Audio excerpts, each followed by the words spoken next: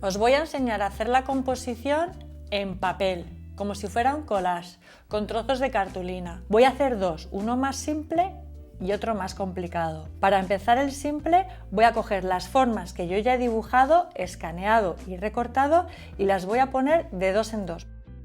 Voy a coger, por ejemplo, estas dos y las voy a poner aquí.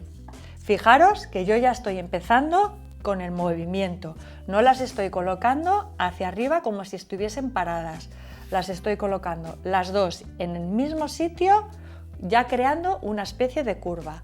Voy a coger otras dos y voy a seguir intentando crear movimiento. Entonces sigo creando una especie de curva hacia la izquierda y curva hacia la derecha.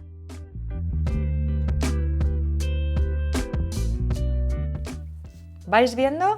Ya estoy generando lo que es un estampado, la flor, la misma flor de abajo. Si esta la giro, también tengo que girar esta. Y si esto la giro, también tengo que girar esta, porque el textil es como va de una repetición a otra.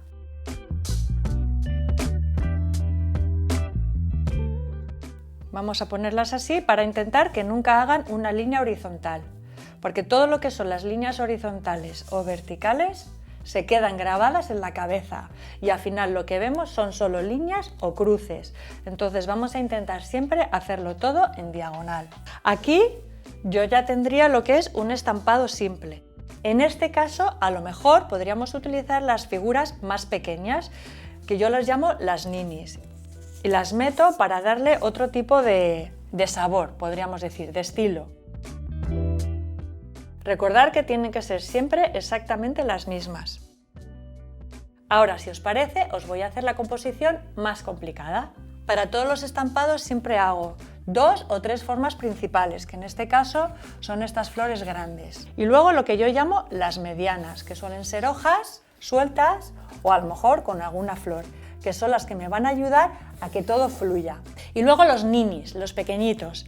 Estos ninis parece una tontería, pero le dan mucho toque a los estampados. Entonces vamos a empezar y para eso me cojo las flores, siempre las más grandes. Porque la he puesto aquí, ¿dónde pongo la siguiente? Aquí. Porque esta es la repetición. Esto ya empieza a ser un estampado. La segunda más grande, ¿vale? Y la voy a poner aquí, digamos. Y la pongo exactamente igual. Hojitas hacia afuera, hojitas hacia afuera, al lado de la grande. Y ahora yo tengo que unir todo esto, con la misma flor arriba y abajo.